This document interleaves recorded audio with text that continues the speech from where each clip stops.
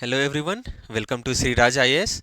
I am Ayush, rank 143, CSE 25. In this session, I am going to talk about how to make notes. So we will be answering some of the questions. What does a good note make mean? Whether that note is necessary or not. अगर note हमारे पास आ गए हैं तो उसको revision करने में क्या challenges आ रहे हैं और हमारा क्या मिस्टेक्स होते हैं इन मेकिंग नोट्स. हम लोगों को कब से नोट्स बनाने चाहिए, हमको अपना खुद से नोट्स बनाने चाहिए या can we rely on some existing notes. What should be our size of notes, वो कितने डिटेल में होने चाहिए, कितने कंसाइज होने चाहिए, रिवीजन फ्रेंडली उसको कैसे बनाना है, उसमें कीवर्ड्स के थ्रू होने चाहिए नोट्स या बुलेट पॉइंट्स के थ्रू होने चाहिए या पैराग्राफ नोट्स होने चाहिए, नोट्स का स्ट्रक्चर क्या होगा. उसके बाद हम लोग देखेंगे कि से सब्जेक्ट वाइज कैसे नोट्स बनाए जाते हैं. Will go into the details of geography, polity, IR, economy, and we will also see something about science and tech, environment, internal security, as well as disaster management. उस notes में हम लोग कैसे current affairs को integrate कर सकते हैं और इथिक्स एंड एसेज के लिए क्या नोट्स हो सकते हैं. इस सब के बाद हम लोग बात करेंगे कि हमारे नोट्स का सोर्स क्या होगा. एनसीईआरटी को हम लोग अप्रोच कर सकते हैं या कोई और स्टैंडर्ड मटेरियल है. How to consolidate notes, PYQ को कैसे यूज़ करेंगे अपने नोट्स बनाने में, और हम अपने नोट्स को जो करंट अफेयर्स रहते हैं उसको थ्रू अपडेट कैसे करेंगे. The next thing that we will talk about is digital और हैंड रिटन नोट्स में क्या क्या प्रो एंड कॉन्स है, आपको क्या अप्रोच करना चाहिए, आपको कौन सा लेना चाहिए, विच इज़ बेटर. ये सब हो जाने के बाद we will also talk about how to integrate flow charts, diagram and mind maps in the notes. उसके बाद लास्ट रिवीजन के लिए क्या नोट्स होने चाहिए. Then we will also talk about some of the mistakes, like how to avoid over note making, और अगर बहुत ज़्यादा अभी ही बल्कि नोट हो चुका है और अनयूजेबल नोट्स हो गए हैं तो उसको हम कैसे सही कर सकते हैं. ये सब हो जाने के बाद we will talk about the practical challenges in notes, like slow and frustrating बहुत बार होता है नोट्स को रिवाइज करना, नोट्स को बनाना, और अगर हमारे नोट्स बनाने में कुछ बैकलॉग्स आ गए हैं तो उसको हम कैसे हैंडल करेंगे. So first we will start with what do we mean by note, or what does note making mean. Okay, just a minute. Right, note making. Note making basically means that you have certain things that you want to remember and revise, certain things or topics which you will be revising in the future.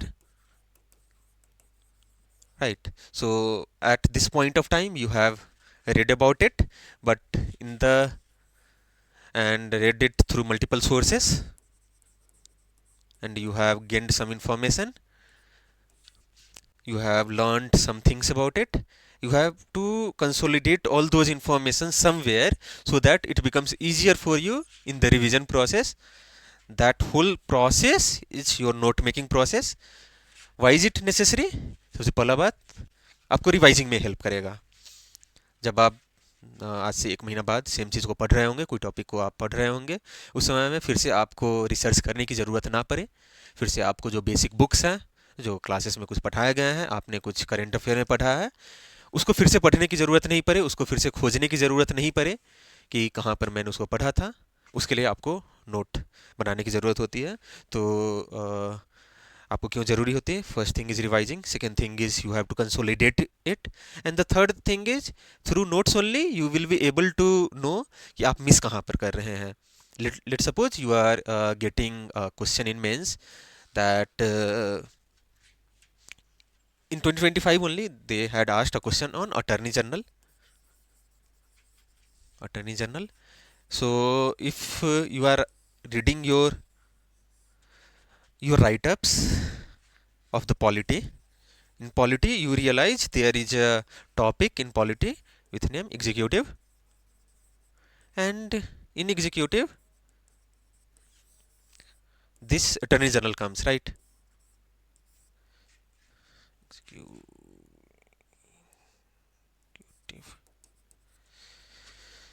So through your notes you will be able to realize, okay, where I have made my note or write up, whether I have written it about attorney general or not. They have asked it, so I should have written it. इससे आपको ये मालूम चलेगा, आपको notes के लिए मिल जाते हैं नोट्स अगर आप बना रहे हैं तो। ये सब के बाद अगर हम लोग मूव करते हैं कि अगर आपके पास नोट्स आ जा रहे हैं, still you are not able to revise it, why are you not able to revise it, may be your note is बल्कि। तो पहला चैलेंज आपको आ सकता है कि आप जो भी नोट्स बनाए हैं तो वो बल्कि है, तो इस कारण से हम रिवाइज नहीं कर पा रहे हैं। सेकेंड थिंग इज़ कि आपको उसमें बहुत ही बोरिंग वो लग रहा है रिवीजन करना। ये जनरली होता है, once you have read something, उसके बाद दिक्कत हो जाती है कि सेम चीज़ को पढ़ने में मज़ा नहीं आता है। You will start to read different things जो कि सेम ही बात को कन्वे कर रहा होगा। Let suppose you have written learned about the challenges in the election process in India. तो आपने अपने तरीके से एक चीज़ पढ़ा था, उसमें 10 चैलेंजेस थे, एंड यू नो कि अगर आप इस 10 चैलेंज को याद करते हैं और कोई भी क्वेश्चंस आते हैं related to the challenges in the election in India, तो you will be able to write 5 to 6 things on those in that question, right? लेकिन हम उसको रिवाइज नहीं करते हैं। उस 10 पॉइंट के कारण हम लोग सोचते हैं कि इससे कुछ नया हमको मिल जाए। तो जो भी हमको नया मिल रहा है उसमें हमको लेट सपोज 15 पॉइंट नया मिल गए हैं, तो we move to that. Third time we move to some other thing जहाँ पर फिर से हमको कोई 15 पॉइंट लिखे हुए हैं। We know in the examination you will be able to write only 5 to 6 point, let suppose 7 points in that, but because every time the same thing if you are reading it it becomes boring, so you are moving from one source to second source to third source. उससे क्या हो जाता है आपके साथ कि आपको एक भी चीज़ सही से याद नहीं रहेगा। एग्जाम में आप जाएंगे जब लिखने, तो आपको 7 पॉइंट लिखने हैं, आपने अभी तक 40 पॉइंट उसको पढ़ लिए हैं, लेकिन उस 40 पॉइंट में आपको 5 पॉइंट सामने नहीं आ पाएगा। तो इट बिकम्स डिफ़िकल्ट, क्योंकि ये थोड़ा सा बोरिंग होता है, but you have to endure it, तभी हो पाते हैं। जब और तीसरा रीज़न अगर हम बात करें कि से आप रिवाइज क्यों नहीं कर पा रहे हैं, तो इसका रीज़न ये भी हो सकता है कि आपने जो भी नोट्स में लिखा है, वो जो भी आप अपने मॉक्स दे रहे हैं उसमें उसको यूज़फुल आप नहीं पा रहे हैं। इसका मतलब ये होता है कि नोट्स में आपके कुछ चैलेंजेस है, राइट, और आपके पास कंटेंट है, but you are not able to connect it. You have to connect the content with the question, right? Question से आप इसको कनेक्ट नहीं कर पा रहे हैं। जब आप ये चैलेंज फेस कर रहे होते हैं, देन आप रिवाइज करना छोड़ देते हैं, फॉर द सिंगल रीज़न कि उसका कुछ यूज़फुलनेस आपको नहीं लग रहा होता है वहाँ पर। So we will also talk about कि से इसको कैसे डील करना है। ये सब हो जाने के बाद वी विल टॉक अबाउट कि आपके सबसे बिगेस्ट मिस्टेक क्या होते हैं नोट बनाने में। तो सबसे फर्स्ट इट माइट बी, या तो बल्कि हो जाता है, नहीं तो बहुत ही कंसाइज हो जाता है। अब बल्कि कैसे हो जाता है? You start to write everything, जो भी आप न्यूज़पेपर में पढ़ रहे हैं या जो भी आप कहीं पर पढ़ रहे हैं, और ये कंसाइज नहीं हो पाता। कहीं पर भी आप पढ़ रहे हैं और आपको इम्पोर्टेंट लग रहा है, तो ये दोनों हो सकते हैं। कंसाइज आपके तब हो जाते हैं जब आपको कुछ भी इंपॉर्टेंट नहीं लगे, आपको लगा कि नहीं इस पर तो पूछेगा ही नहीं यूपीएससी, क्यों इसमें जाएगा इस टॉपिक पर, why should UPSC enter into this. Second thing is, आप कब से नोट बनाना शुरू करते हैं? Starting time to make note, starting time to make notes. आपको नोट्स तब तक नहीं बनाना चाहिए जब तक आपका फाउंडेशन एक बार कंप्लीट ना हो चुका हो। फाउंडेशन के नोट्स आपको बनाने हैं जो भी क्लास में हो रहा है, anyway you will have to write it, so that is one thing, but for the examination you not need your own notes, जो आपको पता होगा कि आपके वीकनेसेस क्या क्या हैं, आप कहाँ कहाँ पर लैग कर रहे हैं। पीवाईक्यू एनालिसिस के बाद आपको मालूम चलेगा कि इसे कौन से डायमेंशन को यूपीएससी ने टच किया है और कौन से डायमेंशन को उन्होंने टच नहीं किया है, तो उस हिसाब से आप नोट्स बनाते हैं। तो जब तक आप अपने फाउंडेशन को एक बार नहीं कर लिए होंगे, आपको सब चीज़ इंपॉर्टेंट लगता है। जब सब चीज़ इंपॉर्टेंट लगता है तो यू स्टार्ट टू मेक बहुत सारा चीज़, नोट्स को बनाना आप शुरू करते हैं। वहाँ पर से हमको होता है बल्कि नोट्स। लेट सपोज आप फाउंडेशन कर लिए हैं, फाउंडेशन के 1 साल बाद आप अपना नोट्स बनाना शुरू करते हैं, देन वो बहुत ज़्यादा कंसाइज नोट्स हो जाता है। ये दोनों मिस्टेक, इस मिस्टेक के कारण आपका वो हो जाता है। Third is without analysing syllabus, और पी वाई के लाइजिंग और पी वाई क्यूज। जब हम ऐसा करते हैं विदाउट एनालाइजिंग पीवाईक्यू और सिलेबस, उससे हमारे पास चैलेंज होता है, हम इंपॉर्टेंस ऑफ थिंग्स नहीं ध्यान रखते हैं। जब इंपॉर्टेंस ऑफ थिंग्स हम ध्यान नहीं रखते हैं तो हमारा नोट्स हमारे एग्जामिनेशन पॉइंट ऑफ व्यू से ना बन करके जो भी करंट अफेयर्स में चल रहे हैं उसके पॉइंट ऑफ व्यू से बनना शुरू हो जाता है। We are reading newspaper on a daily basis and we think कि ये इंपॉर्टेंट है, वो इंपॉर्टेंट नहीं है, उस हिसाब से बनना शुरू हो जाता है। If you see the PYQs you will realise 60 to 70% जो क्वेश्चंस होते हैं वो स्टैटिक पोर्शन से होते हैं। तो वो आपको अपने जो सिलेबस रहते हैं, सिलेबस के लाइन से रहता है क्वेश्चन। जब वहाँ पर से क्वेश्चंस बने हुए हैं तो आपको वहीं पर से नोट्स भी बनाने हैं, right. So I have talked about how to when to start making notes and I have also talked about कि आपको कहाँ पर कैसे स्टार्ट करना है by analysing syllabus and PYQs. We will move on to कि आपको अपने नए नोट्स बनाने चाहिए या आप अपने मतलब किसी भी पुराने नोट्स पर डिपेंड कर सकते हैं। तो न्यू नोट्स, राइट, और एग्जिस्टिंग कोई भी रिसोर्स है उस पर आप डिपेंड करते हैं। Now let's suppose you are making your new notes or your existing note. You can depend on the existing source of any subject. उसके लिए आपको ध्यान ये रखना होगा कि वो बल्कि नहीं हो, but not bulky but comprehensive, right। मैं इसलिए बोल रहा हूँ क्योंकि if you see some of the notes which are available in the market उसमें बहुत सारा चीज़ दिया हुआ है जो एग्जामिनेशन पॉइंट ऑफ व्यू से इम्पॉर्टेंट नहीं है। तो वो कम्प्रिहेंसिव है क्योंकि बहुत सारा उसमें अधिकतर चीज़ कवर है किया हुआ, अधिकतर डायमेंशंस कवर है किए हुए, लेकिन उसमें बहुत सारे ऐसे चीज़ भी दिए हुए हैं जो नेसेसरी नहीं है। आप उस सोर्स को डायरेक्टली हटा सकते हैं, और अगर आपको वो सोर्स बहुत अच्छा लग रहा है देन जो भी उसमें अननेसेसरी चीज़ दिया हुआ है उसको आप स्किप करें। अगर आप एग्जिस्टिंग पर डिपेंड कर रहे हैं then one mandatory thing that you need to do कि आप उसको खुद से एनोटेट करें, notating it in your own language।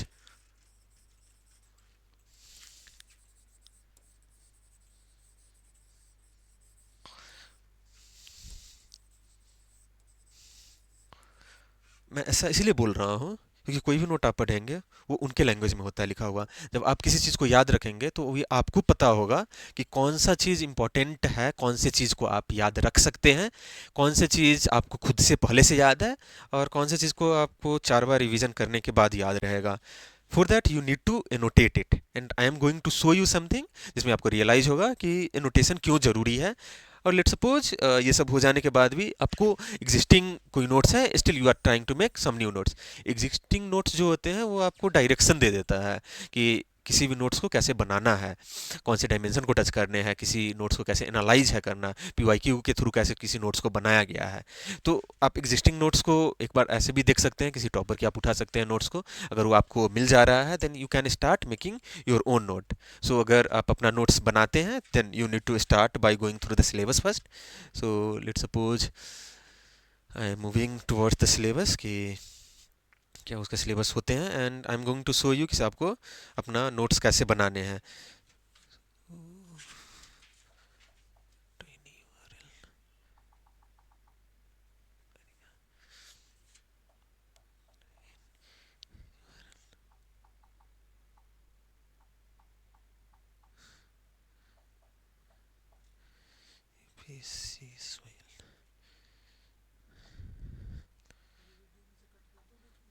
हाँ, इसको कट कर दीजिएगा।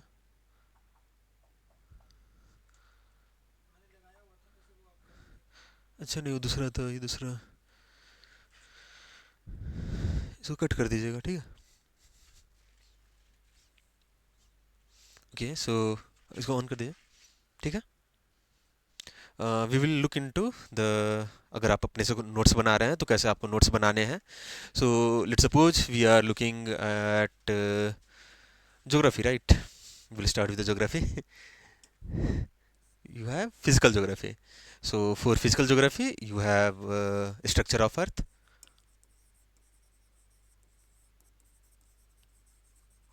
or let's suppose some geomorphic process,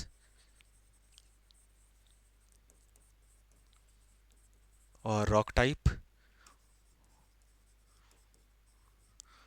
in the structure of earth, if we look, there might be the dimension of crust का formation कैसे हुआ है, और लेट्स सपोज कि जनरल जो फिजिकल स्ट्रक्चर ऑफ जो डिवीजन होते हैं हमारे फ्रॉम क्रस्ट टू मेसोस्फेयर और not mesosphere lithosphere and those kind of things, वो स्ट्रक्चर ऑफ अर्थ में आ जाएगा। सिमिलरली अगर हम रॉक टाइप में जाते हैं तो रॉक टाइप में सबसे पहले तो रॉक फॉर्मेशन हो गया या रॉक साइकिल हो गया, किसी रॉक का कहाँ पर यूज हो रहा है, ये सब आपके रॉक फॉर्मेशन में हो गया। Similarly if we move into the geomorphic process, तो जियोमॉर्फिक प्रोसेस में there are some landforms building, तो आपको लैंडफॉर्म्स और जैसे फ्लूवियल लैंडफॉर्म हो गया तो आपको उसके बारे में जानने हैं। अगर कोई डिपोजिशनल लैंडफॉर्म्स हैं फ्लूवियल में तो वो आपको जानने होते हैं, कोई इरोजनल लैंडफॉर्म्स है तो वो सब आपके जानने होते हैं। तो ये आपके फिजिकल ज्योग्राफी के पार्ट हो गया। तो you have to be very comprehensive about a thing, और उसके लिए आप एग्जिस्टिंग नोट्स पर डिपेंड कर सकते हैं। और एग्जिस्टिंग नोट्स में मान लिया कि कुछ इन्फॉर्मेशन मिसिंग है और कुछ इन्फॉर्मेशन जो आपको सूट नहीं कर रही है, then you can modify those information according to you and make it into your own notes, right. ये हो गया। नेक्स्ट मैं ये बात करूँगा कि से एक गुड नोट क्या होता है। तो for a note to be considered good note, again there are some criteria that it should be comprehensive of the syllabus and PYQ, comprehensive of syllabus and PYQ. Second should be it should be easily integrable with, easily इसको हम लोग बहुत ही easy तरीके से current affair के साथ integrate कर सकते हैं।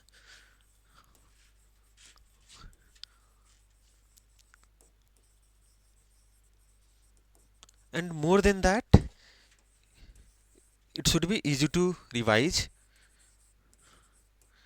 और किस फॉर्मेट में हमको रिवाइज करना है, तो इस फॉर्मेट में हम रिवाइज करेंगे so that I am able to write it in mocks, like it should be in point wise format,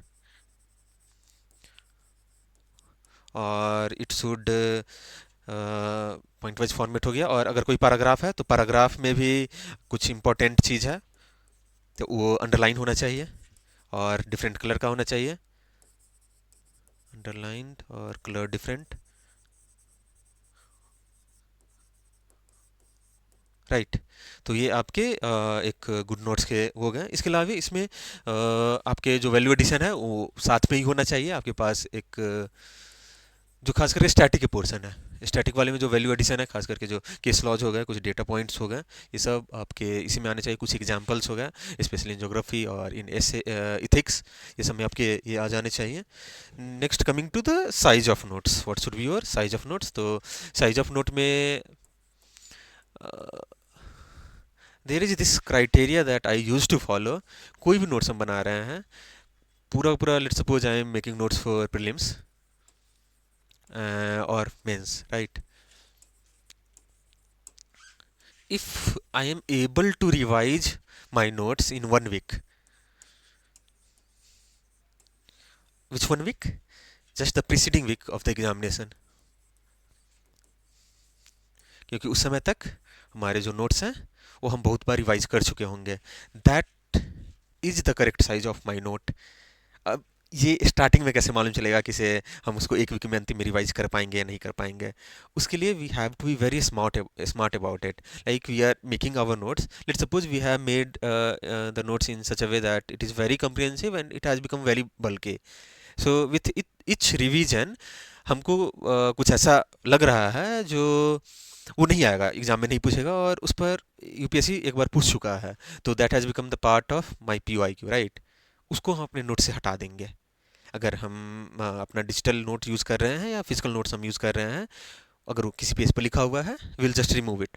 how you remove it that is up to you, लेकिन हम उसको हटा देंगे सो दैट वो एक वीक में revision करने वाले मोड में हम आ सकें। That should be my size of notes, and depending on that हम अपने डिटेल नोट्स एक बनाएंगे और एक कंसाइज नोट बनाएंगे। तो सबसे पहला नोट होगा, there is another thing that we need to keep in mind is that note making and note revision that is a continuous process.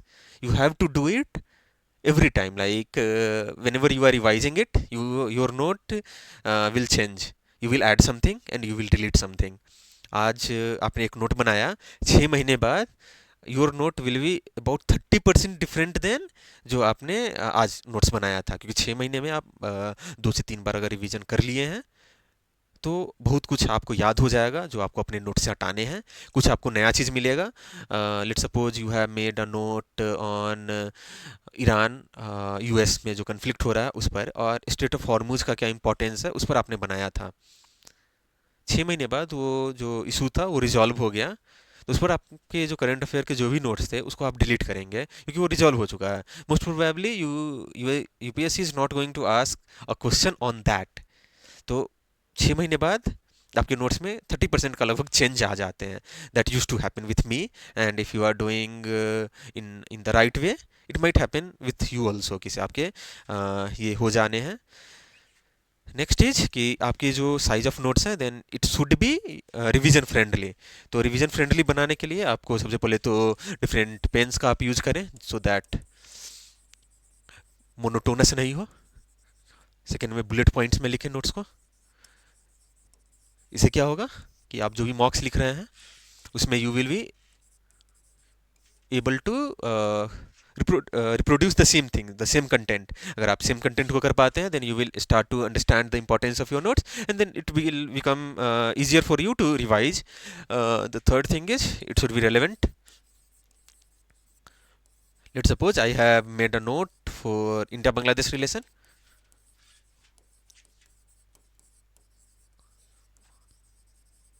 Right, and in between after making the notes something happened in Bangladesh event, and because of which the whole thing about Bangladesh and India relation it has changed. अगर वो change हो गया है तो पूरा का पूरा जो मेरा नोट्स है वो रिलेवेंट अब नहीं रहा.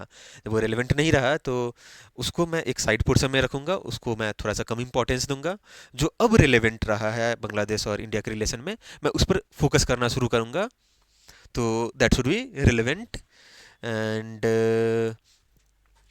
and if that is relevant you will also be able to connect it with whatever you are reading on a daily basis, because you know when you have made your notes you have done everything and you are sure of कि हमको यही करना है और इससे मेरा हो जाएगा type of thing.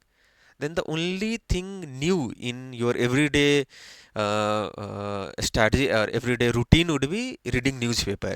जब आप न्यूज़पेपर पढ़ेंगे और उसमें कुछ चीज़ आ रहा है और वो जब आप अपना नोट्स पढ़ रहे हैं उसके साथ आप सही से रिलेट नहीं कर पा रहे हैं तो वो नोट बहुत ही ज़्यादा बोरिंग हो जाएगा. तो that would not be at all revision friendly. ये सब हो जाने के बाद कुछ उसमें आप कीवर्ड्स लिखेंगे. कीवर्ड्स क्या करता है आपका कि बहुत सारे जो let's suppose the question is of you are writing something which can be written in 5 to 6 words, right? But the keyword will make it right in 1 word. So by writing it in 1 word what you are doing is you are giving yourself more space for writing another point जिसमें आप अपने ideas को better express कर सकेंगे. सो आपके notes में वो keywords होने चाहिए, बुलेट बेस्ड होना चाहिए. कुछ आप पैराग्राफ बेस्ड भी लिख सकते हैं क्योंकि बहुत सारी चीज़ जैसे if you are being asked कि अलुवियल सॉइल का फॉर्मेशन और उसका इंपॉर्टेंस क्या है, राइट? तो अलुवियल सॉइल के जो फॉर्मेशन होंगे उसको आप पैराग्राफ बेस में लिखेंगे. it cannot be made in because the whole process is step wise manner. एक चीज़ होता है उसके बाद दूसरा हो रहा है तीसरा हो रहा है उससे alluvial soil बन रहा है, रिवर वहाँ से निकल रहा है, there are boulders that is getting carried by the flow of the rivers. उसके बाद वो टूट रहा है, टूटने के बाद बहुत फाइन पार्टिकल बनते हैं, फाइन पार्टिकल बनने के बाद उसका डिपोजिशन होता है, देन alluvial soil का फॉर्मेशन होता है, राइट? इसको आप पॉइंट वाइज फॉर्मेट में नहीं लिख पाएंगे क्योंकि पॉइंट वाइज फॉर्मेट का सबसे बड़ा चैलेंज होता है कि एक पॉइंट और दूसरे पॉइंट में इंटरचेंजेबल वो होते हैं. एक पॉइंट को आप ऊपर लिख सकते हैं, दूसरे पॉइंट को आप नीचे लिख सकते हैं. But when you are writing something in a paragraph form और राइटिंग जो क्रोनोलॉजी की तरफ काम करता है उसमें आप you can use paragraph in your note making. ये सब हो जाते हैं. Then what should be your ideal structure of notes?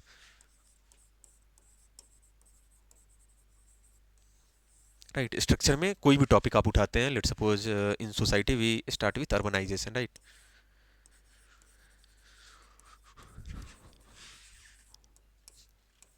In urbanization, you have to start with its definition, then current state, then why is it needed,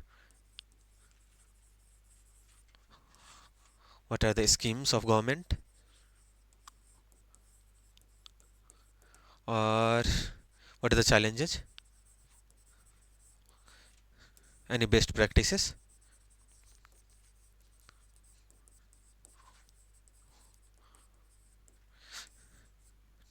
What can be done?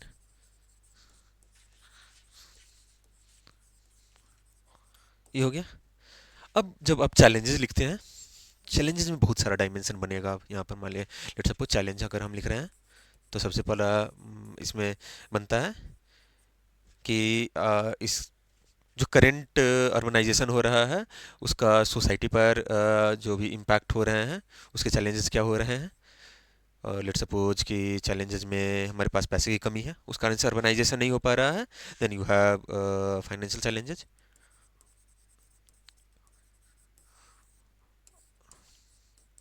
Right. Then environmental challenges in urbanization. So these are the broader topics that you have to cover in urbanization to get a complete note, right? So this should be your structure. You start with the definition of anything. What is its current state? Why is it needed? And what are the schemes of the government, or these kind of things. Let's suppose we are making any note on an event in history, right? So we started with NCM, non cooperation movement. Non cooperation movement का अगर मैं notes बना रहा हूँ तो 3 things I need to take in mind: background और cause, background और cause, what happened during the course of movement, course of movement, and impact. If I am able to write these things in a sequential way, it will become easier for me to revise after certain time. और ये NCM को broadly cover कर लिया, जितना भी चीज़ इसमें आ सकते हैं वो हो गया है, right? So we will move to some of the notes of that I had made, और I am going to show you कि उसको कैसे करना है. तो let's come to this. URL polity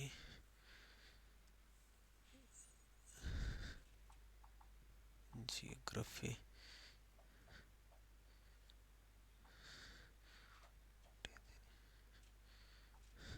I am going to show you कि geography के notes को मैं कैसे बनाता था और उसको कैसे it use to become easier for me उसको रिवाइज करने के लिए, राइट? मैं इंटरनेशनल रिलेशन का भी मैं दिखाऊंगा कि उसको मैं कैसे बनाता था, but let's start with the geography. So let's suppose कि हम स्ट्रक्चर ऑफ अर्थ के बारे में बात कर रहे हैं, right? If it is visible, right? So in the structure of earth, if anything is being asked, कोई भी क्वेश्चन हो, तो आई विल स्टार्ट विथ जो इंट्रो होगा. इंट्रो में हम लिखेंगे कि से look, the structure of earth is very complex. क्यों है उसके कम्प्लेक्स? क्योंकि उसमें स्ट्रैटिफिकेशन है, उसमें मिनरल्स हैं बहुत सारे, और डेंसिटी भी डिफर करती है. These are the complexity in the structure of earth. And let suppose कि उसका ये सब जो स्ट्रक्चर ऑफ अर्थ है उसमें जो हमारे सोर्स ऑफ इंफॉर्मेशन है उसको मैं इंट्रो में मैं लिख दूंगा. बॉडी में मैं क्या करूंगा, किसी okay, this is the physical structure of earth, crust, mantle, core of the core, और उसमें टेम्परेचर और डेंसिटी का जो डिफरेंसेस आ रहे हैं. केमिकल स्ट्रक्चर वाले में मैं लिखूंगा कि okay, this is made of oxygen, silicates are there, aluminium is there, iron, ये सब होते हैं. उसके बाद ये सब स्ट्रक्चर ऑफ अर्थ में एक डिसकंटिन्यूटी भी एक इसका पार्ट बन रहा होता है. तो I will also write about discontinuities. उसमें मैं याद करके रखा हूँ CMRGL की तरह इसका जो शॉर्ट फॉर्म रहता है उसमें we have Conrad, Mohorovicic, Repetti, Gutenberg and Lehmann. अब ये किससे किसके बीच में होता है? I have also written it in my notes कि CMRGL upper and lower crust के बीच में ये हो रहा है, lower crust and upper mantle के बीच में हो रहा है, upper mantle and lower mantle के बीच में हो रहा है, and similar kind of thing. So if I have to make the notes of structure of earth, I will make in this way, right? Similarly, let's suppose ki I am being asked this type of questions, or I have made my notes in such a way that it is answering some of the questions in geography. So the question is that volcano and earthquake zones coincide, right? And I have to write the regions of it. And we know we have made the notes of volcano, we have also made the notes of earthquake, but because this is the notes for mains part, we have to analyze it. So while analyzing we realized कि से ये दोनों का जो Jones रहते हैं वो coincide करते हैं, तो उसका रीजन हमको देना है. जब हम रीजन देने हैं तो the keyword in this is zones. So where are those zones? I will write it in the intro कि विसिट ये सरकम पैसिफिक हो गया, और मिड कंटिनेंटल जोन्स हो गए, कुछ मिड अटलांटिक जोन्स भी है, तो वो सब के बारे में मैं लिखूंगा अपने नोट्स में. उसके बाद रिंग ऑफ फायर हो गया. रिंग ऑफ फायर में 60% ऑफ अर्थक्वेक होते हैं और 75% ऑफ द वोल्केनोज होते हैं. Then I will write these things in my intro, and I have made this note in such a way that if a question is being asked, I have everything. I have intro, I have written what are the keywords, I have the body also, and not only body, this has all the information, and these informations are written in such a way जो exam में हम directly reproduce कर सकते हैं, right? So I have written. अगर पूछेगा तो reason क्या है, तो रीजन तो एक ही चीज़ है, हम लोग जानते हैं, प्लेट टेक्टोनिक के बारे में है. अब इस प्लेट टेक्टोनिक के बारे में हमको पता है, सबसे पता है, we have revised it, we have read NCERTs multiple times, then we know we will explain it, right? Explain how plate tectonic results in these 80 to 90 words I will use, and I will explain it in the paragraph format. उसके बाद लिखा हुआ था next part of the question was that Himalaya में earthquake आते हैं लेकिन volcano नहीं आते हैं, तो वो क्यों है? तो उसके बारे में मैंने अपने नोट्स में लिखा हूँ कि हिमालय में क्या क्या होता है, उस रीजन से इसमें वोल्केनोज नहीं आ रहे हैं और अर्थक्वेक आ रहे हैं, right? Similarly, let's suppose we are making the notes of glacial landforms. So we have erosional landforms. So in erosional we have written Sarkis. In Sarkis it is made of tarn lakes. और उसके बाद मैं examples कुछ लिख दिया हूँ, right? इससे ज़्यादा मुझे जानने की ज़रूरत नहीं है क्योंकि UPSC most probably will not go into the details of it. Similarly we have written horns, and these are the smaller landforms. These are found in every part of the world, and UPSC has not asked any question on it, so most probably they are not going to ask the questions directly on the Sarkis. They might ask you about what are the erosional landforms in the which glacier or glaciers make, right? So in I have written Sarkis horns, we have written artis, and again what are artis, I have just written it, and feuites they have already asked it, and feuites they had asked it क्योंकि ये तो बहुत ही कम part of the world में पाया जाता है, और ठीक है, मतलब this was a question which no one expected. तो we are not going to go much into the details of it. Similarly, we have depositional landforms. We have written moraines. What are moraines? Similarly, skurs. What are skurs? I have made an image so that I can remember it कि skurs क्या होते हैं. Similarly, we have outwash plains and drumlins. In the drumlins, I mostly used to get confused between drumlins and skurs. So in both, I have made this picture and I have made this picture, right? So that I can remember it. If I have to revise it, I will just see this picture. Okay, this is drumlin, and these are skurs. Similarly, if we see, let's suppose we are seeing the volcanic landforms, and this was in NCERT, so most probably most of us are knowing about volcanoes, composite volcanoes, caldera, basaltic flow, MOR. But there are some other landforms like batholith, laccolith, lapolith, phacoliths, sills, sits, and dikes. So if you see in the NCERT, I think this diagram is there, and in that we have caldera they have shown here. They have shown batholith here, dikes are here, laccoliths are there. Similarly, sills are there, right? Again, they have eroded laccolith. So I have written these things. We have written about the silt volcanoes कि इसे silt वोल्केन क्या होता है, कहाँ पर पाया जाता है. सिमिलरली कंपोजिट वोल्केनो क्या होता है, कहाँ पर पाया जाता है. What are calderas, what are flood basalt, what are batholith, laccolith, lopolith, this kind of things. These are from the NCERT. You have read a material, you found किसी ये मेरे नोट्स में नहीं है, आपने उसको यहाँ पर आकर के अपने नोट्स में उनको उसको इंक्लूड किया, right. Then let's suppose we move to the notes for local winds, right, and its significance. So I have written the name of the local winds and we read it from the perspective of prelims. याद किए, marks दिए, भूल गए उसके बाद locations. But they might ask us in the conceptual part कि local wind क्या होते हैं, कहाँ कहाँ पर क्या local wind पाए जाते हैं, उसका significance क्या क्या है, right. So if we are writing, let's suppose we have written some of the local winds here, similarly where it is found and what are its property. From these three things we will be able to remember कि उसका काम क्या है, उसका significance क्या है, right. जब ये हमारे पास हो जाते हैं then we will move to impact. वहीं पर से हमारा जो वार्म कोल्ड ये सब जो आ रहा है वहाँ पर से we will able to decide किस इसका मॉडरेटिंग इफेक्ट होता है, वो प्लेजेंट वेदर दे रहा है, मेल्टिंग ऑफ स्नो हो रहे हैं, एरिड कंडीशन कहीं पर जनरेट करता है तो कहीं पर ये वेदर हजार्ड भी ले आ पा रहा है, राइट.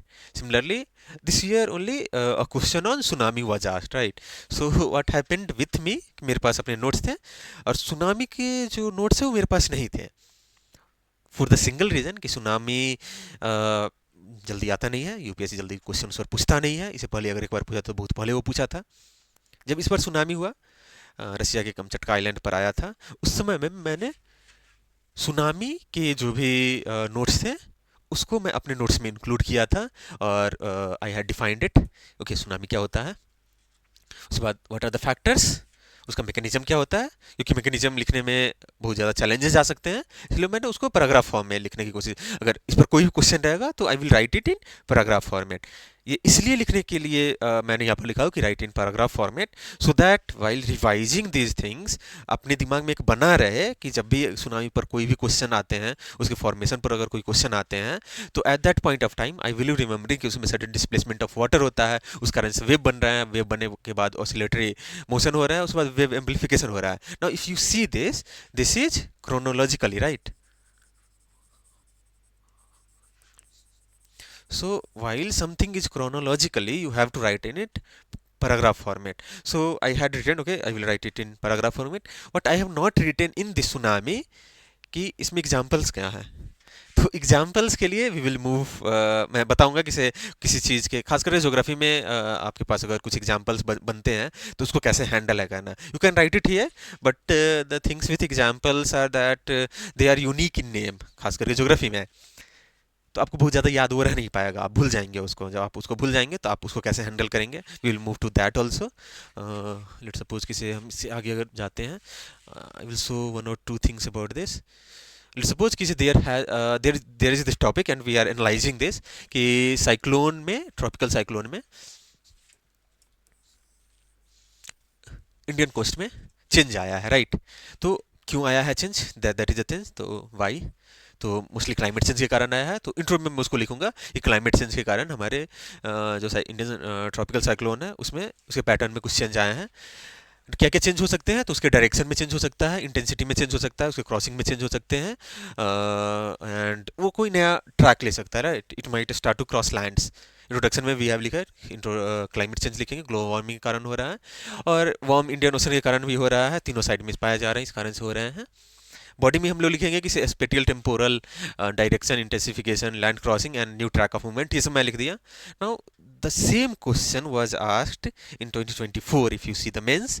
उसमें ऐसा था कि मरीन हीटवेव क्या होते हैं और उसका इम्पैक्ट हमारे साइक्लोन पर क्या पड़ता है, and these are the things which gets impacted. उसमें स्पेटियल इम्पैक्ट होता है, टेम्पोरल इम्पैक्ट होता है. So even if we have made the notes of कि tropical cyclone in Indian ocean में कुछ चेंजेज आए हैं, अब वहाँ पर कुछ भी पूछा कि से क्लाइमेट चेंज के कारण आ रहा है, मरीन हीट वेव के कारण आ रहे हैं, सी सरफेस टेम्परेचर राइज के कारण आ रहा है, the same changes would be there. And I have also written the examples like cyclone Fani is there, cyclone Asani is there, similarly cyclone Oka is there. So you have to remember these kind of, you have to make notes in this way, so that you will be able to remember it, or able to connect the questions with your notes, and you will be able to write it. Similarly, we have behavioral changes in the monsoon which has already been asked. So I have made a note किसे उसमें एक point अगर मैं ये देखूं तो they might ask किसे monsoon का प्रिडिक्शन बहुत ही ज़्यादा कम्प्लेक्स है, क्यों बहुत ज़्यादा कम्प्लेक्स है, उसके बारे में मैंने नोट्स बनाए हैं। ये सब हो जाते हैं तो there is another thing in geography, regional analysis of anything. तो मैं उसमें बता रहा हूँ कि हिमालय पर कैसे रीजनल एनालिसिस अगर हम कर रहे हैं, तो हिमालय के रीजन रिसोर्स पोटेंशियल मैंने उसका देखा, what are the mineral resources, soil मैं देखा, देन एनर्जी मैं देखा, right, agriculture and, just minute, agriculture and forest देखा, ह्यूमन रिसोर्सेज में देखे, एंड इंडस्ट्री में देखा। सिमिलरली उसके स्ट्रक्चर में मैं जा रहा हूँ, again the another topic is tourism, technical, how is it build, this is young fold, igneous intrusions are there. ये सब अगर हो जाते हैं तो अगेन लेट सपोज कि क्रिटिकल मिनरल्स हो गया, तो क्रिटिकल मिनरल्स में वी शुड बी नोइंग कि यूएसए में कौन सा क्रिटिकल मिनरल कौन से कंट्री में पाया जा रहा है, तो उस हिसाब से मैंने इसको लिखा है। सिमिलरली यूजेज ये सब हो गया। सिमिलरली कोई स्कीम आया है तो स्कीम के यही मैं बता रहा था कि आपको अपने नोट्स को, अगर कोई भी करंट अफेयर या कोई भी टॉपिक आप उठाते हैं तो आपको कैसे बनाने हैं। You have to write about what is its presented status, what are its merits, what are its challenges, and way forward, right. In this way you make your notes. अब कोई भी टॉपिक पूछेगा, कोई भी क्वेश्चन अगर PM सूर्य घर योजना से आता है, या PM rooftop solar rooftop PM सूर्योदय योजना से आ रहा होगा, तो इसके अलावा कुछ भी यूपीएससी नहीं पूछेगा, इसी से होगा, राइट। तो this was all about geography notes. Similarly if I am showing you polity notes, right, I am going to show you the notes of polity, tiny URL, polity notes, right. Let's suppose I am showing you parliament, right. So okay, I will download it. Yeah. तो parliament के बारे में we started with कुछ data, किसे like average number of sittings, these are the value additions, right. ऐसे similarly 17th Lok Sabha में क्या हुआ कि कोई डिप्टी स्पीकर नहीं रहे हैं। ये सब अगर हो जाते हैं तो कुछ डेटा के बाद बजट डिस्कशन में क्या क्या हो रहा है, नहीं हो रहा है। तो we started with what are the basic things about parliament that you should be knowing. तो first thing was organisation of parliament, इसको हम लोग करते क्या हैं, राइट। तो सबसे पहले तो प्रेसिडेंट उसमें होता है, राज्यसभा हो रहा है, एंड लोकसभा हो रहा है। ये सब हो जाने के बाद we know about the composition of the two houses. मैं इसलिए इसको अपने नोट्स में बना करके रखा हूँ क्योंकि यूपीएससी एक बार पूछ सकता है कि what are the composition of Rajya Sabha and what are the challenges in it due to its composition, right. क्योंकि कंपोजिशन ऑफ जो दो हाउस है इसमें खुद ही एक चैलेंज है। So you should be knowing कि there are about 250 members and currently there is 245 members. What are its method of election, right. So I am showing you okay, so in that only there is this method of election of Rajya Sabha or Lok Sabha, right. So in the election of Lok Sabha we are using first past the post, not the proportional representation. So while analyzing this we will be noting about कि first past the post क्या होता है और proportional representation क्या होता है। Most probably we all know about it, और मुझे याद करने की उसकी ज़रूरत नहीं है। अगर definition हमको लिखने के लिए बोला जाए तो I will be able to write it। इसे इसमें जितना किसी को वोट मिल रहा है उतना उसका रिप्रेजेंटेशन होना चाहिए। इसमें जो सबसे ज़्यादा जिसको वोट मिल रहा है उसका वो सिलेक्ट इलेक्ट होता है, right. Now what I have written is कि उसमें क्या क्या उसका बेनिफिट क्या क्या है और इसका क्या बेनिफिट है। सिमिलरली उसमें क्या क्या चैलेंजेस हैं और इसमें क्या क्या चैलेंजेस हैं। And if you see you will simple to hold and understand the challenges of this becomes, it is very complex. This is just opposite of both these things, right. So I have made notes in such a way that when I was writing about the elections to Rajya Sabha as well as Lok Sabha, तो जब लोकसभा के elections में सबसे बड़ा challenge आता है कि उसमें जो इलेक्शन का मेथड है वो क्या क्या है। तो हम लोग जो फॉलो करते हैं versus there are some countries in the world वो कुछ और मेथड फॉलो करता है। सो UPSC might ask us about how are the members in Lok Sabha elected, आप लिखेंगे उसके बाद what are the other methods that other countries use to elect the members of their lower houses। ये पूछने के बाद वो पूछेगा कि से what are its benefits and challenges in both the system. उस हिसाब से मैंने अपने नोट्स को बनाया है। If we move to these are again the basic portion, duration of the both duration of the houses, membership of the parliament। So in membership of the parliament you need to know about the disqualifications कि वो कैसे disqualify होंगे। तो again there are some constitutional disqualifications and then there are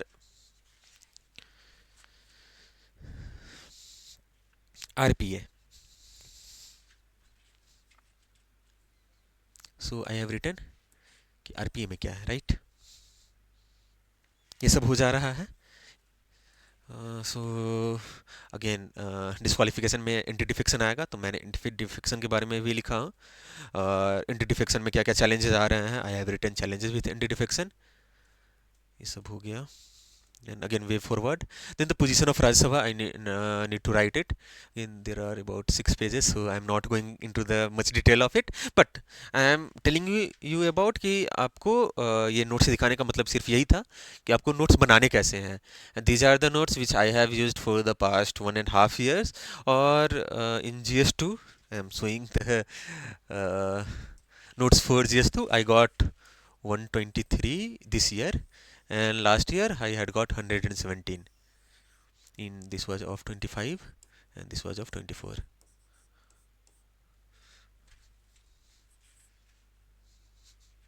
right. So what I am telling you कि इस सब को पढ़ करके आपको अच्छे मार्क्स आ जाते हैं। इसी में आपके वैल्यू एडिशंस भी है, इसी में आपके जो कंप्लीट नोट्स होता है, आप 4-5 बार रिवाइज करने वाला जो नोट्स होता है वो ये बना हुआ है, और इसके थ्रू नंबर आ जाते हैं। You just have to make your own notes in this manner only, right. Let's suppose किसे आईआर का अगर मैं आपको एक नोट्स दिखाता हूँ, तो ये मेरा आईआर का नोट्स हो गया। तो आईआर के नोट्स में द फर्स्ट थिंग इज कि हम लोग ग्लोबल ऑर्डर के बारे में चेंज अभी हो रहा है उसके बारे में हम लोग पढ़ना शुरू करते हैं। उसके बारे में इसमें लिखा हुआ है कि से क्या क्या चैलेंजेस उसमें आ रहा है और क्यों ग्लोबल वर्ल्ड ऑर्डर क्यों चेंज हो रहा है। तो we are questioning US hegemony और there is security competition in Europe. We have started cold war 2.0, not we have started, the world has started cold war 2.0, or they are crumbling Washington consensus, we have moved to London consensus। So we are writing these things. Similarly, if I show you, let's suppose uh, no, not this was in last year। let's suppose we are reading about the relation between India and Africa.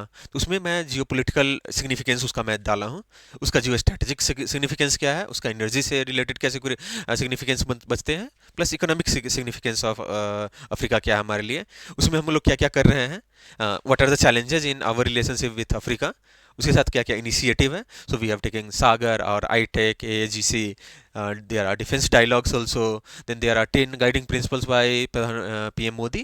So we have written that, we also host voice of the global south summit, so I have written those things। I have also written about the 10 guiding principles, because you never know, you might have to use these guiding principles as value addition in some question। वो सब हो जाने के बाद मैं इसको complete कर लिया हूँ। बस ये एक पेज में इंडिया और अफ्रीका का रिलेशन आ गया है। अगर इसके अलावा कुछ इंडिया और अफ्रीका के रिलेशन में कुछ पूछा जाता है, तो most probably if I am not knowing it, someone else will also be not knowing it, unless he has optional in PSIR or he is very exceptional। So this is the only thing that I had read in India Africa relationship, and this year they had asked a question on digital partnership between India and Africa, and using this only I had written something, and I think I would have got some marks in that only, that's why I got about 123, right। So I'm going to show you another thing, just a minute।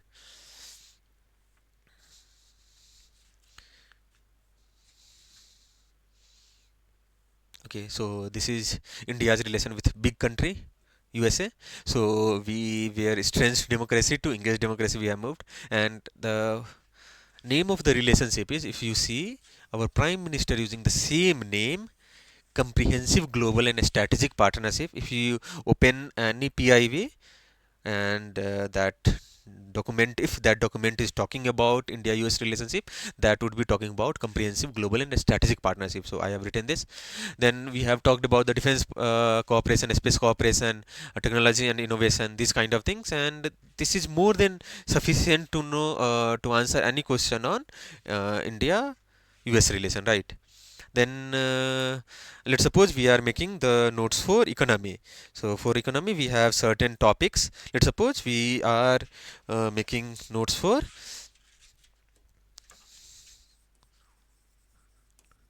growth and development, right? So in growth and development, the first thing that comes is planning. So in planning I need to know about different forms of planning, right? Forms. Then what planning commission versus Niti Aayog.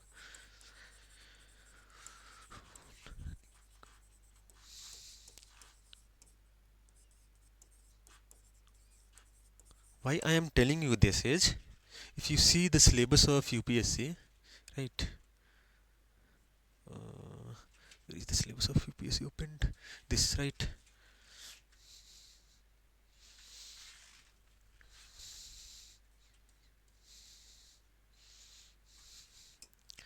The first thing is they are talking about Indian economy issues related to planning.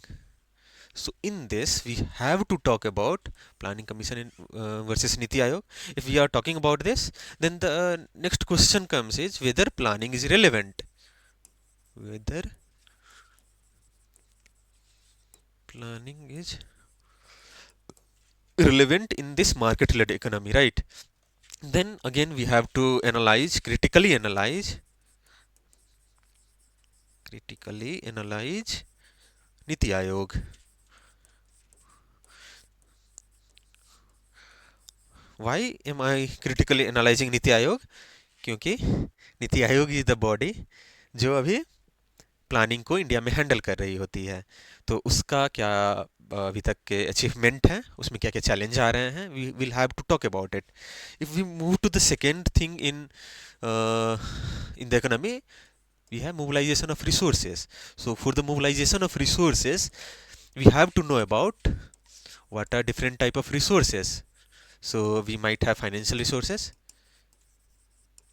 we might have human resources,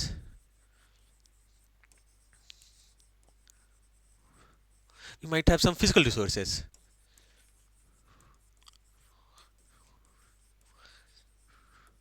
Now we will talk about financial resources. तो financial resource में we have savings. तो how इसको अभी India का क्या saving rate है, इसको कैसे इंक्रीज किया जा सकता है, इसमें क्या क्या चैलेंजेस आ रहे हैं, ये सब हमको जानना होगा. Similarly we have let's suppose taxation, this kind of things. So we have to make notes on each of these things, right? If we move to some other thing, then we will have to talk about, in the resources only, human resources, we will have to talk about demographic dividend, right? Or silver economy. And if you see, they have already asked a question on silver economy type of thing, right? Similarly, if we have to talk about in the resources only and in the human resources, employment will come, right?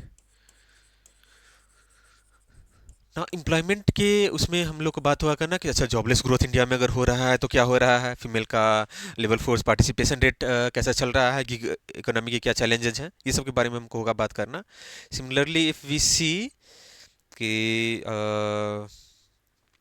Government budgeting पर अगर हम आते हैं, तो government budgeting में सबसे पहले तो हमको उसके बारे में ओवरव्यू सबसे पहले मालूम होना चाहिए.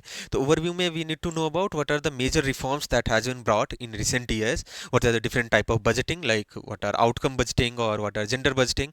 If we are moving away from this overview towards the final details, then हमको टैक्सेशन में जाना होगा. टैक्सेशन में हमको मोबिलाइजेशन ऑफ टैक्सेस पर जाने होंगे कि अभी हम लोग कैसे मोबिलाइज कर रहे हैं, उसमें इनडायरेक्ट टैक्स का क्या परसेंटेज है, डायरेक्ट टैक्सेस के कितने परसेंटेज हैं, उसमें क्या क्या चैलेंजेस आ रहे हैं.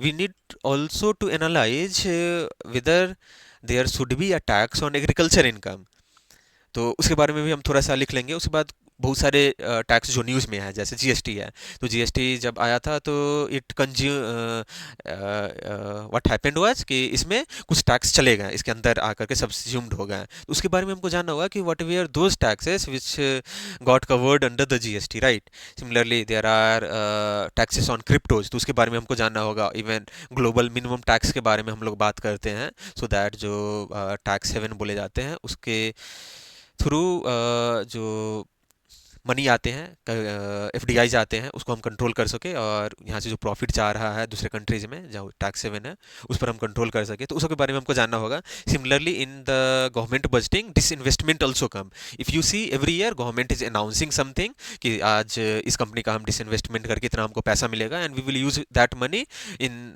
Something else. तो उसके बारे में कि सबसे पहली बात कि डिसइन्वेस्टमेंट क्यों ज़रूरी है, उसमें क्या क्या चैलेंजेज हैं, and what are the different strategies for that.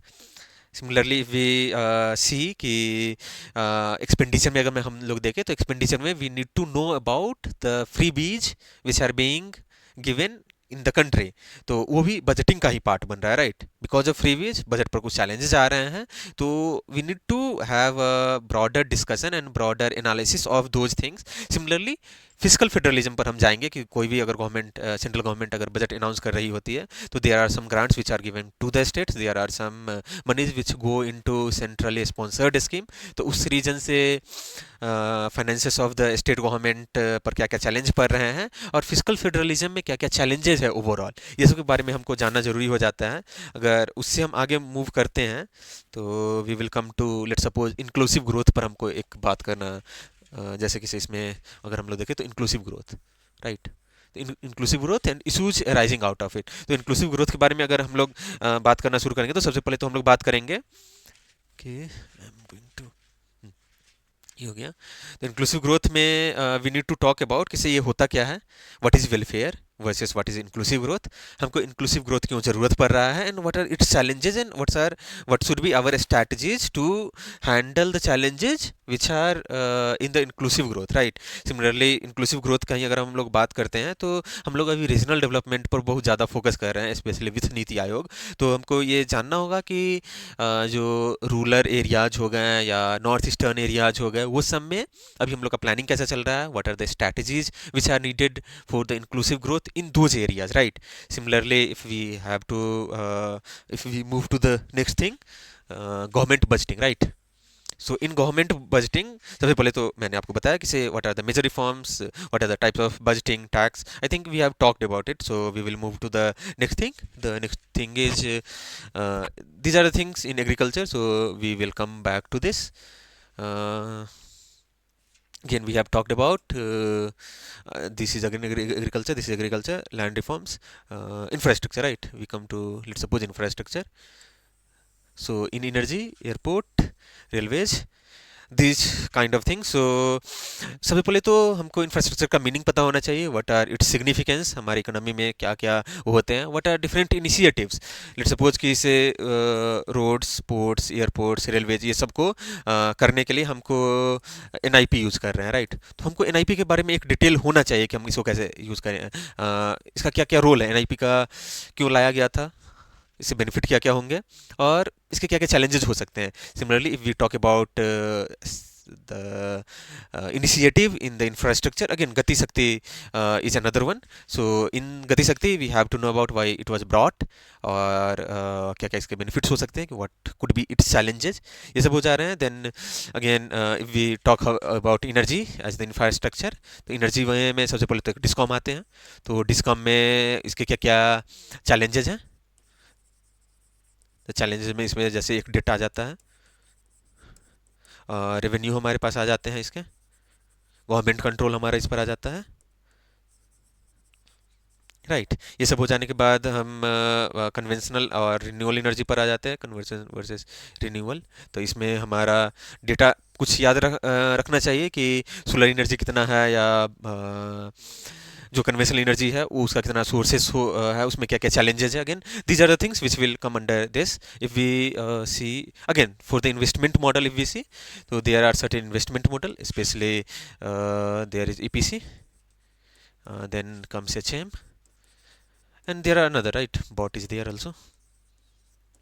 So if we find any new investment model which are mentioned in the economic survey, तो हम उसको कर सकते हैं. अगर mentioned नहीं है तो जो बेसिक चीज़ है, ईपीसी क्या होता है या बीओटी क्या होता है, एचएम क्या होता है, तो इस सब के बारे में हम लोग जान करके उसके कंपैरिजन आपस में देख लेंगे.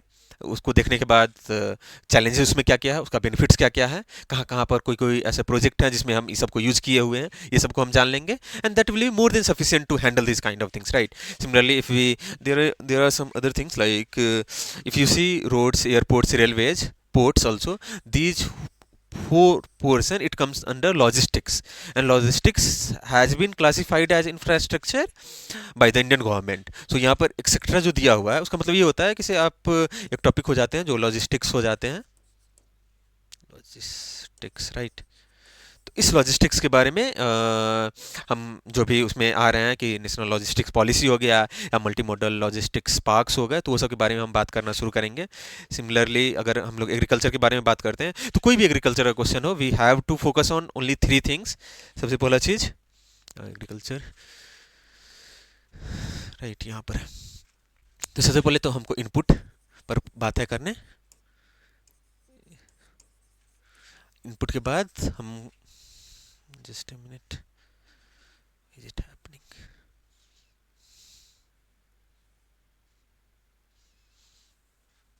इनपुट के बाद उसके जो प्रोडक्टिविटी है उसको हम कैसे इंक्रीज कर सकते हैं. And last one is marketing. कोई भी एग्रीकल्चर से रिलेटेड अगर आप उठा लें, जैसे फार्म सब्सिडीज को लेकर के हम बात करते हैं, what is its impact on input, उसके कारण प्रोडक्टिविटी पर क्या इम्पैक्ट हो रहा है और मार्केटिंग पर क्या इम्पैक्ट हो रहा है. अगर ये तीनों चीज़ को हम कवर कर लें, मोस्ट प्रोबेबली हम इस टॉपिक को, कोई भी टॉपिक को एग्रीकल्चर में हम इसको इस हिसाब से कवर कर सकते हैं. और ये सब हो जाने के बाद सबसे पहले तो इसमें एक लैंड रिफॉर्म्स फिर से आ जाते हैं. तो लैंड रिफॉर्म्स पर हर एक साल एक न एक क्वेश्चन लगभग रहता ही है. सिमिलरली फूड प्रोसेसिंग हो गया, तो फूड प्रोसेसिंग में भी if we just know about scope का मीनिंग क्या हो रहा है, उसका सिग्निफिकेंस क्या है. And UPSC has continuously asked question on these things only.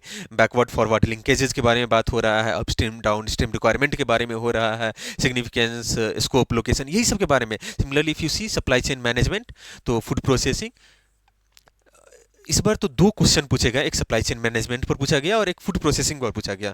The broader topic was food processing in related industries in India, और उसी में एक आता है supply chain management. If you see the PYQs of 23 you will find upstream and downstream requirement क्या क्या होते हैं, यही सब पूछ रहे हैं. Similarly if we go into the land reforms, तो इंडिया में क्या क्या लैंड रिफॉर्म्स हुए, कब हुए और कहाँ कहाँ वो सक्सेसफुल रहा, कहाँ सक्सेसफुल नहीं रहा, जहाँ सक्सेसफुल नहीं रहा वहाँ क्यों नहीं सक्सेसफुल हुआ, और जहाँ पर सक्सेसफुल हुआ what were those reasons.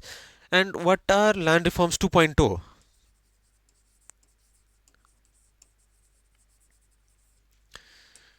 Land reforms 2.0, right? So if we read about these things और इस पर हम अगर अपना नोट्स बना लेते हैं, then it is more than sufficient कि हम इकोनॉमी के अधिकतर चीज़ को कवर कर लिए होंगे. अगर ये सब कर लेने के बाद अगर हम लोग बात करते हैं, लेट्स सपोज हम लोग साइंस एंड टेक इन्वायरमेंट और इंटरनल सिक्योरिटी का बात करते हैं, तो इंटरनल सिक्योरिटी का तो आप लोग सब जानते हैं कि there are only broader topics like naxalism हो गया, आपके बॉर्डर मैनेजमेंट हो गया, नॉर्थ ईस्ट में एक्सट्रीमिज्म हो गया, या फिर से टेररिज्म हो गया. तो ये सब पोर्शन को अगर हम लोग अपने उसके स्टैटिक नोट्स रिवाइज कर लें, and there are some things which are in current affairs, तो उसको हम एग्ज़ाम से पहले देख लें तो वो मेरा कवर हो जाता है. Similarly science and tech environment, science and tech में या तो बेसिक से अगर पूछेगा तो most probably you will be able to do it, like what is the use of nano technology in health. अगर ये हो जाता है तो that is more than enough. और अगर उसके अलावे ये हो जाते हैं, then we will come to let's suppose environment है, तो इन्वायरमेंट में आप कॉप में जो हो रहा है वो आप देख लेंगे. अगर उससे क्वेश्चंस नहीं आ रहे हैं तो most probably they will ask question on कुछ बेसिक चीज़. जैसे लास्ट ईयर भी बहुत सारे एक दो क्वेश्चंस तो ऐसे थे जो पूरा का पूरा आपके बेसिक पोर्शन से बनाया जा सकते थे. जैसे CCUS क्या होता है, कार्बन कैप्चर एंड यूटिलाइजेशन जो होते हैं उसको कैसे काम करता है नहीं करता है, ये सब के बारे में क्वेश्चंस पूछे जा रहे थे. ये सब हो गए. ये सब होने के बाद आपके बचते हैं कि आप इंटीग्रेट कैसे करेंगे करेंट अफेयर को अपने नोट्स में, तो उस पर मैं ऑलरेडी बात कर चुका हूँ। इथिक्स के नोट्स हैं तो इथिक्स के नोट्स में आपको एग्जाम्पल्स को बहुत ज़्यादा इंक्लूड करने होंगे, और इथिक्स के नोट्स में हर एक कीवर्ड का आपके पास डेफिनेशन होना चाहिए, उसका रिलेशन क्या होने चाहिए, उसके 2-3 जगह एग्जाम्पल होने चाहिए। एक सिविल सर्वेंट का एग्जाम्पल होना चाहिए, एक नॉन सिविल सर्वेंट का एग्जाम्पल होना चाहिए। What are the ethical issues, what are the ethical dilemmas, ये सब आपके उसमें होने चाहिए। ये सब जब हो जाते हैं तो again for the sources I have already told you कि there are some standard sources जिसको आप कर सकते हैं, but most of the things that you have to do is by analysing the PYQs as well as what are the missing portions और what are the weaknesses in your preparation. ये सब हो जाने के बाद आप NCERT का obviously help ले सकते हैं। ये सब जब आप करते हैं तो हर एक 6 महीना पर आपके नोट्स में एटलीस्ट 30% का चेंज आना चाहिए। इट इज़ ऑल्सो शोइंग कि आप रिवाइज कर रहे हैं और रिवाइज करते करते आपको याद हो रहा है। जो जो चीज़ आपको याद होगा और कुछ जो चीज़ इनसिग्निफिकेंट होते हुए चले जाएंगे उसको अपने आप नोट से हटाते रहेंगे। और ये सब आप कैसे कर सकते हैं, तो आपको PYQ को यूज़ करके ही करना होगा और अपने नोट्स को आप अपडेट करते रहें। ये सब हो जाने के बाद I am going to tell you about कि जैसे आप अगर हैंड रिटन बना रहे हैं वर्सेस डिजिटल नोट्स क्या होता है। Hand written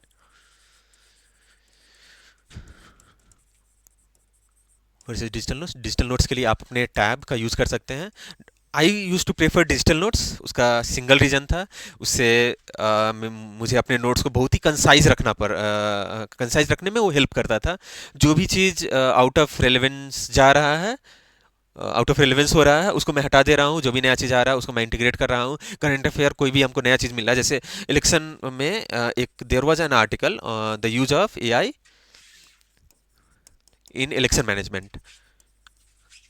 so I have had to integrate it in my notes. तो जो भी मेरे इलेक्शन कमीशन से रिलेटेड नोट्स थे वहाँ पर मैं एक पेज इसको ऐड किया और वहाँ पर मैं डाल दिया what would be the use of AI in election management and they can ask you questions. UPSC अब थोड़ा सा जो ट्रेडिशनल क्वेश्चंस रहते थे उससे बियॉन्ड मूव करके इस एरिया में जा रहा है जहाँ पर 2 से 3 टॉपिक को वो इंटीग्रेट करके एक क्वेश्चंस पूछ रहा है। तो I use to prefer digital notes only क्योंकि वो आसान बनते थे। But if someone is making handwritten notes, that is also fine. Just you have to find some ways where you can move some topics out of your reading and add some new topics so that सब चीज़ relevant हुआ रह सके। बाकी जब revision आप कर रहे हैं तो रिवीजन के समय में आप लिख करके करें, वो हैंड रिटन होना चाहिए so that you will be in that mode of writing things जो एग्ज़ाम में आपको हेल्प करेगा। इसी सब में करते करते मैंने आपको जब ज्योग्राफी का नोट्स दिखा रहा था तो मैं आपको कैसे फ्लो चार्ट आपको कैसे बनाने हैं, कहाँ पर डायग्राम बनाने हैं, ये सब के बारे में मैं आपको बता दे रहा था। अगर ये सब हो जा रहा है then you will have to जैसे आप एग्ज़ाम देने जा रहे हैं तो एग्ज़ाम के दिन आपको एक शॉर्ट नोट होना चाहिए। तो उस शॉर्ट नोट में मैं बता रहा था कि मैं सुनामी जो एग्जाम्पल था वो अपने नोट्स में नहीं लिखा था। वो मैं क्या किया था, क्योंकि इसके कुछ नाम है और मे भी अजीब अजीब सा नाम होगा। जब अजीब सा नाम होगा जो मुझे याद नहीं रहेगा generally, so on the day before the examination I use to make a note जिसमें मैं जो भी मुझे एग्ज़ाम से पहले जस्ट पहले इन्फॉर्मेशन याद रहेगी और एग्जाम में जाकर के मैं उसको लिखूंगा। अगर उस पर क्वेश्चन आ रहा है, अगर नहीं आ रहा है तो आई विल स्किप दैट। वो मैं करता था, वो एग्जाम के दिन के लिए मैं नोट्स बनाता था। उसमें कुछ केसेस हो गए, कुछ डेटा पॉइंट हो गए, कुछ एग्जाम्पल्स लाइक दिस हो गए। तो ये सब करने के बाद ये हो जाते हैं। I have already talked about what are the mistakes in making notes. और सबसे बड़ी बात इसमें एक और आ जाती है, मैं सिलेबस को मैं इस लेक्चर को एंड करना चाहता हूँ। तो जो last thing that I am going to talk you about is कि जो भी नोट मेकिंग प्रोसेस होता है बहुत ही स्लो होता है और बहुत ही फ्रस्ट्रेटिंग होता है, क्योंकि you have to do same thing and बहुत सारे रिसोर्सेस आपको खोजने पड़ेंगे। 1 घंटा उसमें करेंगे, उसके बाद आपको रियलाइज होगा कि यार मज़ा नहीं आ रहा है, इसमें मन नहीं लग रहा है, या हम किसी दूसरे का ही नोट्स पढ़ लेते हैं क्योंकि it will become easier for me to grasp things from that. But again the preparation is of let's suppose 3 to 4 years, and your mains qualification it all depends on your notes. So you have to make this in any case. So even if that is slow and frustrating, the whole 3 or 4 years of preparation ये बहुत ज़्यादा slow हो जाते हैं, तो note making तो 6 महीने में आपके हो जाएंगे, राइट। अगर ये सब आपके हो जाते हैं देन आपको इस बात की चिंता नहीं करनी है कि बहुत सारे बैकलॉग्स आपके हो गए हैं जो आपसे निकल नहीं रहे हैं। जैसे आपको पॉलिटी में 3 महीने में आपको नोट्स बनाने थे, बट ये 3 महीना में मेरा 60% ही सिलेबस कंप्लीट हुआ है, कोई बात नहीं, 60% ही हुआ है तो क्या हुआ, वी विल ट्राई टू कि इसको हम थोड़ा और कर, लेट सपोज कि से 3 मंथ हुआ है तो हम इसको 4 मंथ ले लेंगे, no issue in that. But you have to make notes, क्योंकि इसी नोट्स को रिवाइज करते करते आप मेंस के आंसर्स लिखना शुरू करेंगे और उसमें आपका इम्प्रूवमेंट आना शुरू होगा। So this was all from my side on the topic of note making. I will see you in next class. Till then, take care.